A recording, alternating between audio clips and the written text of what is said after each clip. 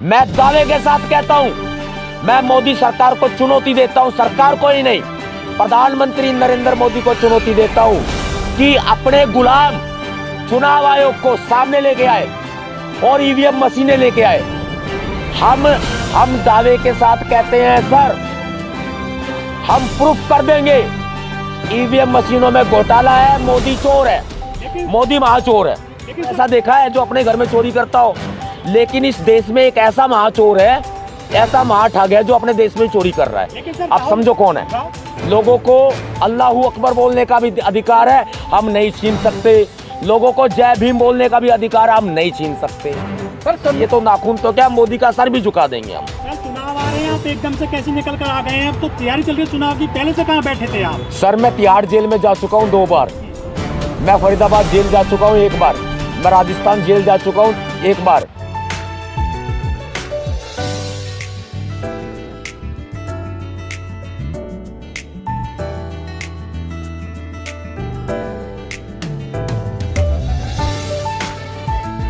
Sir आप आदेश करो, चुनाव भी लड़ेंगे। ईवीएम की लड़ाई तो वो लड़ा जिसे मुख्यमंत्री बनना, प्रधानमंत्री बनना है। सर हमें समाज का दर्द है, हमें समाज का दर्द है।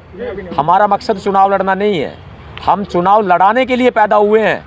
खुद राजा बनने के लिए पैदा नहीं हुए, समाज को राजा बनाने के लिए पैदा हुए हैं। बाबा साहब समाज को राजा बनाते बनाते चले गए, आप हमें राजा नहीं बनना।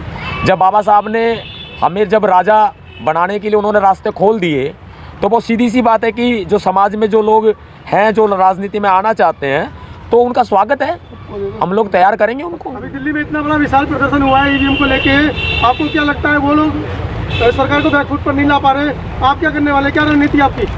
अरे भाई साहब हम लोग, सुनील को दे दो, सुनील, अरे इसको तो कर गड़बड़ कर रहे हो आप।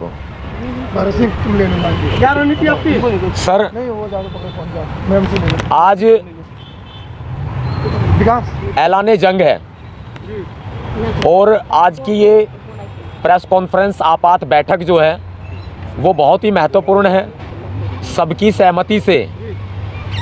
सहमति से हम ये चाहते हैं कि टुकड़ों में लड़ाई लड़ने से कोई फ़ायदा नहीं है। अगर हम लोग टुकड़ों में लड़ाई लड़ेंगे तो दुश्मन मजबूत हो जाएगा और हम कमज़ोर हो जाएंगे। आज वक्त है पूरी एकता के साथ, जो अपने आप को, जो लोग बहुजन समाज का हितैषी कहते हैं, जो संगठन संस्थाओं के या राजनीतिक दलों के अगुवाई करता है, अगवा हैं, उनको आगे आना होगा। और मैं उनसे अपील करता हूं, आगे आओ, हमारा साथ दो, नहीं तो खुद आगे आओ मैदान में, हम आपका साथ देंगे। आप नेतृत्व करो, हम आपके नेतृत्व में इस लड़ाई को लड़ेंगे।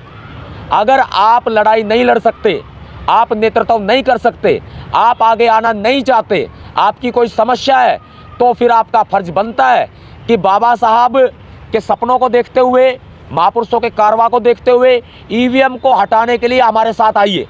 पूरे तन मन धन और गन की तो हमारे पास कमी नहीं है, गन हमें किसी की नहीं चाहिए, तन मन और धन के साथ हमारे साथ आए। आज हमारा ऐलाने जंग है, आज से हम ऐलान कर रहे हैं, राजधानी दिल्ली के अंदर अनिश्चितकालीन आंदोलन, धरना प्रदर्शन शुरू किया जाएगा फरवरी के महीने में ही। उसके लिए जगह, तारीख, दिन और समय बहुत जल्दी बता दिया जाएगा। 1 दिन या कुछ घंटे हम आंदोलन करके अगर ये समझ लेंगे कि सरकार झुक जाएगी, छोड़िए, सरकार झुकने वाली नहीं है। मोदी का एक नाखून, हाथ का नाखून, पैर का नाखून भी नहीं झुक सकता। सरकार की तो बहुत बड़ी बातें हैं। हम कहते हैं कि हम लड़ाई लड़ रहे हैं, लड़ाई जब लड़ी जाएगी जब हम मैदान में होंगे। मैदान में दिल्ली में आज बहुत ही बड़े प्रदर्शन की आवश्यकता है, बहुत बड़े आंदोलन की आवश्यकता है। देश भर के बहुजन समाज के करोड़ों लोगों का मैं आप सभी मीडिया के साथियों से के माध्यम से आह्वान करता हूं कि आगे आए। आज जैसे ही नवाब सतपाल तंवर की आवाज़ आपके कानों तक पहुंच जाए, आप अपने गांव में हैं, शहर में हैं, कॉलेज में हैं, खेत में हैं, खलियान में हैं, नौकरी पर हैं, ड्यूटी पर हैं, अपनी दुकान पर हैं या अपने कार्यालय में हैं, राशन पानी जोड़ना शुरू कर दो, आटा दाल चावल जोड़ना शुरू कर दो। 1 सप्ताह 1.5 सप्ताह के बाद आपके पास दूसरा बयान आएगा मेरा, और बयान ही नहीं, रोड पे बैठा हुआ सतपाल तंवर अपने समाज के साथ नजर आएगा, अपने बहुजन मीडिया कर्मियों के साथ नजर आएगा, क्योंकि हमने घर की वापसी का रास्ता नहीं देखा। हमने कभी भी, हमारा घर वापसी का इरादा नहीं है। हमारी जगह या तो तिहाड़ में है, हमारी जगह या शमशान में है, हमारी जगह या हम होंगे कामयाब। ईवीएम के खिलाफ हमारा ये आंदोलन कामयाब होगा। संविधान को बचाने के लिए मोदी सरकार को सत्ता से बाहर जाना होगा। ये धांधलेबाजी चलने नहीं देंगे, ये घोटाला चलने नहीं देंगे। देश का युवा जाग चुका है। भाई ने पूछा था कुछ देर पहले कि राजनीति में आने का चांस है। हम युवाओं को मौका दे रहे हैं, स्वागत है युवाओं का, आगे आओ, चुनाव लड़ो, हम आपके साथ खड़े हैं। इस आंदोलन में भी आप आइए और नेतृत्व करिए, आपका स्वागत है। जो लोग, जो संगठन के लोग या संस्थाओं के लोग आज नहीं आए हैं, तो उसका मतलब ये नहीं है कि आगे के लिए उनके रास्ते बंद हो गए। हमारे दरवाजे हमेशा के लिए खुले हैं। हमें नेता बनने का शौक नहीं, क्योंकि नेता उसको बनना होता है जिसका कोई नाम नहीं होता। आपका प्यार है तो हमारा नाम है, हमने काम किया है तो हमारा नाम है। आज जरूरत है समाज में एकता की, और उसी एकता के बलबूते राजधानी दिल्ली में आज बाबा साहब अंबेडकर जी को साक्षी मान के संविधान की हम शपथ लेते हैं। पूनम, बाबा साहब अंबेडकर जी को साक्षी मान के आज हम संविधान की शपथ लेते हैं। राजधानी दिल्ली में बैठ जाएंगे तो हमारी जगह तिहाड़ में होगी, या शमशान में होगी, या फिर हम होंगे कामयाब। तंवर जी, एक सवाल उठता है, जिन लोगों को समाज चाहता है दिल्ली की गद्दी पर विराजमान हो, वो तो ट्विटर खेल रहे हैं, उन्हें तो कोई चिंता है नहीं। अपने कंधों पर भरोसा हम सबको करना होगा, आपको भी और हमें भी। हमें नहीं देखना कि वो हमारा साथ देने आएगा या कोई राजनीतिक व्यक्ति आएगा। लड़ाई अपने दम पे लड़ी जाती है। अगर हमारे अंदर दम है, लड़ने का, मरने का जज्बा है, लड़ने का छोड़ो, लड़ाई दुनिया लड़ती है, मरने का जज्बा होना चाहिए। जिसके अंदर मरने का जज्बा है, मौत से डर नहीं लगता, वो आदमी लड़ेगा।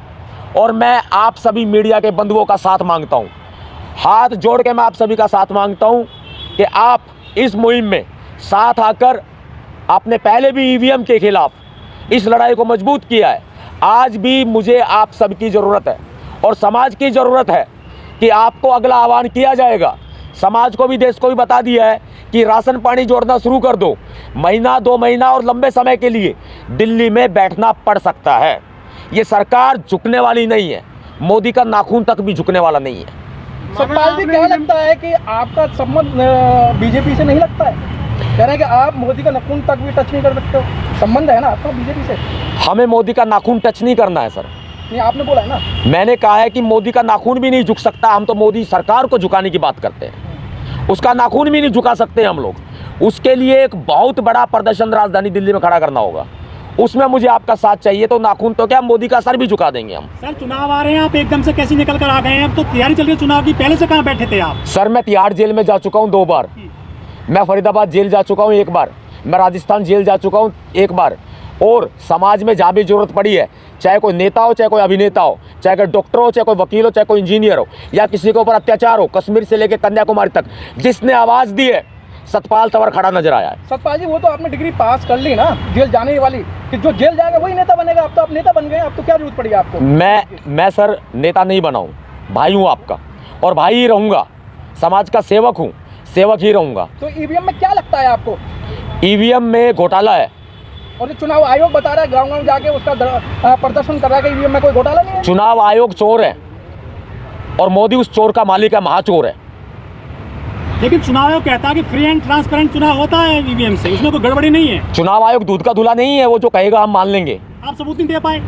सबूत वो सामने तो आए, हमें चुनाव आयोग मशीनें दे, हम प्रूव करेंगे। ये आपकी हार की बबलाहट तो नहीं है? देखिए, चंद्रमा पर यान भेजे जाते हैं, जमीन से बैठकर कंट्रोल किए जाते हैं। तो ईवीएम को कंट्रोल कैसे नहीं किया जा सकता? जब चांद पर उपग्रह यान सब कुछ कंट्रोल कर लिए जाते हैं, धरती पर ईवीएम को कंट्रोल कैसे नहीं किया जा सकता? आपका मोबाइल हैक हो सकता है, आपकी फेसबुक, आपका व्हाट्सएप हैक हो सकता है, आपका सोशल मीडिया नेटवर्क हैक हो सकता है। अमेरिका में बैठे हुए लोग तुरंत एक सेकंड में हैक कर लेते हैं। यहाँ भी हैकर्स बहुत हैं, हम भी जानते हैं कुछ हैकर्स को। मैं दावे के साथ कहता हूं, मैं मोदी सरकार को चुनौती देता हूं, सरकार को ही नहीं, प्रधानमंत्री नरेंद्र मोदी को चुनौती देता हूं कि अपने गुलाम चुनाव आयोग को सामने लेके आए और ईवीएम मशीनें लेके आए। हम दावे के साथ कहते हैं सर, हम प्रूफ कर देंगे ईवीएम मशीनों में घोटाला है, मोदी चोर है, मोदी महाचोर है। लेकिन सर जो आम आदमी पार्टी है वो आदमी सामने नहीं आ रहे, ना कांग्रेस आ रही है, ना सपा बसपा ममता बनर्जी, ये तो आईनी फील्ड में आप आ रहे हैं। मैंने बाबा साहब का नमक खाया है, मुझे आम आदमी पार्टी कांग्रेस से अरे गहरे नत्थू खैरे से क्या मतलब है? सर बाबा साहब के जितने धड़ चल रहे हैं, बाबा साहब की जितनी संस्था चल रही हैं, सब बाबा साहब को टोकरे में रख के बेचने का काम कर रहे हैं। हम संस्था नहीं चला रहे सर, हम लोग नेतागिरी भी नहीं कर रहे, हम लोग राजनीति भी नहीं कर रहे, हम तो जिम्मेदारी निभा रहे हैं जो महापुरुष हमारे कंधों पर देकर गए हैं, बस। इतने सालों से ईवीएम चल रही है, अभी चुनाव नजदीक आ रहे हैं, अभी लड़ना चल रही है। हम शुरू से ये लड़ाई लड़ रहे हैं फाइट अगेंस्ट ईवीएम के नाम से, फाइट अगेंस्ट ईवीएम के नाम से कई वर्षों से ये लड़ाई जारी है। और अब हमने जो चुनाव नज़दीक आ रहे हैं, हम ये चाहते हैं कि ये चुनाव जो है लोकसभा के, ये बीजेपी की सरकार ईवीएम मशीनों से ना कराए। खुद चोरी करते हैं, खुद ही कहते हैं कि वो मालिक है, ऐसा तो नहीं चलेगा। अपने घर में चोरी कर रहे हैं, आपने कोई चोर ऐसा देखा है जो अपने घर में चोरी करता हो? लेकिन इस देश में एक ऐसा महाचोर है, ऐसा महाठग है जो अपने देश में चोरी कर रहा है। आप समझो कौन है? राहुल गांधी भारत न्याय जोड़ो यात्रा कर रहे हैं, वो इनके खिलाफ नहीं बोलते एक शब्द भी। सर मुझे राहुल गांधी से कोई मतलब नहीं है, मुझे खुद से मतलब है। मैंने बाबा साहब का नमक खाया है, मैं उनके साथ गद्दारी नहीं कर सकता। मुझे मौत मंजूर है, मुझे मरना मंजूर है, लेकिन बाबा साहब के स्वाभिमान सम्मान के साथ, इस देश की जनता के स्वाभिमान सम्मान के साथ समझौता नहीं होगा, चाहे कोई भी पार्टी हो, कोई राजनीतिक दल या कोई संगठन हो। लेकिन जो राजनीतिक दल है जिनके विधायक बनते हैं, सांसद बनते हैं, मंत्री बनते हैं, वो सड़क पर क्यों नहीं आ रहे हैं आपके साथ में?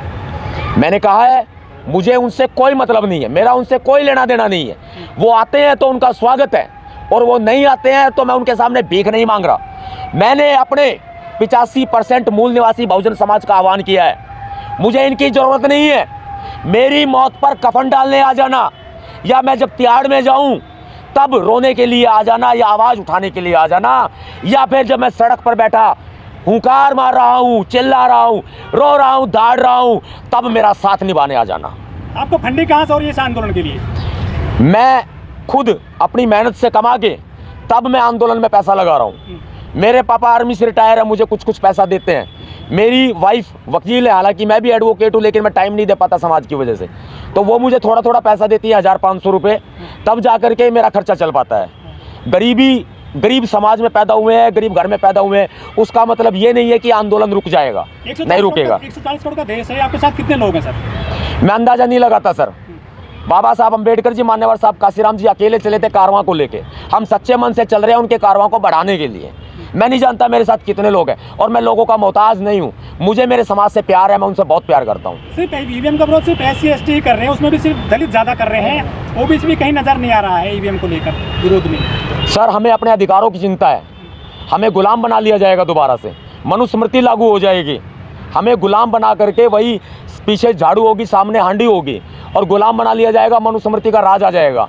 नरेंद्र मोदी जी ये आखिरी चुनाव करवाएंगे 24 का, और शायद ये भी ना करवाएं, संविधान बदल जाएगा। अभी राष्ट्रीय त्योहार गणतंत्र दिवस गया है, और उस कर्तव्य पथ पर जय श्री राम के नारे लग रहे, जय कालका माई के नारे लग रहे, जय हनुमान के नारे लग रहे थे, लेकिन अभी तक कोई भी दलित नेता ने कोई अपना ज्ञापन या कोई भी वक्तव्य नहीं दिया है।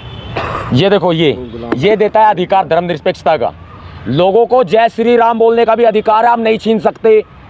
लोगों को अल्लाहू अकबर बोलने का भी अधिकार है, हम नहीं छीन सकते।